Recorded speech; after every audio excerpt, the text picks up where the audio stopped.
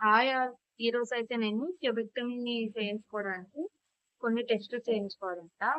So, ఈ process ఏంటి అని చెప్పి కనుక్కోవడం కోసం నేను, మా నాన్న అయితే హాస్పిటల్‌కి వెళ్తున్నాం.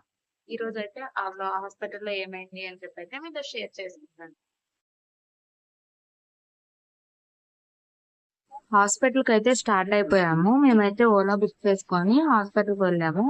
వెళ్ళే రూట్ మొత్తం కూడా గతుకులు అసల మొత్తం ప్యాచీ ప్యాచీ వర్క్స్ గానే ఉన్నాయి. మీరు చూస్తే మీకు అర్థమై ఉంటది.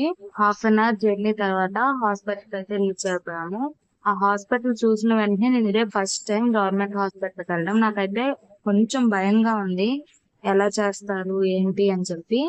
హాస్పిటల్ కి వెళ్ళిన వెంటనే ఎంట్రన్స్ లో మన నేమ్, ఎందుకు వచ్చాం అన్ని కనుక్కొని మా డాక్టర్ దగ్గరికి అయితే వెళ్ళమని చెప్పారు.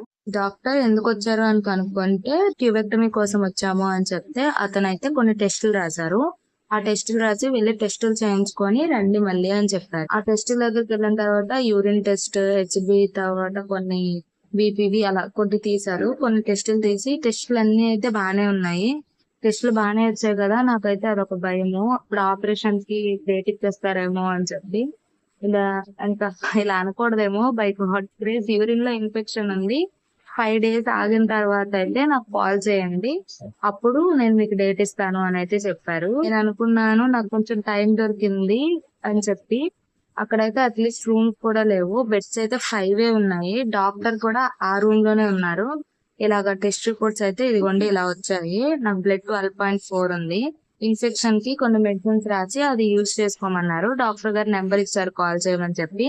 ఇలా టాబ్లెట్స్ అయితే ఇచ్చారు, జింక్ అని చెప్పి. ఈ టాబ్లెట్ అయితే చాలా ఇంపార్టెంట్, యూజ్ చేయండి అని చెప్పారు. కాల్షియం అవన్నీ ఇచ్చారు, నార్మలే కదా, ప్రెగ్నెంట్ అయ్యి తర్వాత డెలివరీ అయిన తర్వాత అవి యూజ్ చేసుకోవాలి కదా కన్ఫర్మ్ గా. సర్వీస్ అంతా అయితే చాలా బాగుంది గవర్నమెంట్ హాస్పిటల్లో. బట్ మనం వెళ్ళక ఎలా చూస్తారు అని చెప్పి కొంచెం భయం తప్పించి ఇంకంతా బాగా చూస్తున్నారు. నేను వెళ్ళింది అయితే నూటకి గవర్నమెంట్ హాస్పిటల్. ఎవరికైనా తెలిస్తే కమెంట్ చేయండి. ఈ వీడియో నచ్చితే like, share and subscribe to our channel.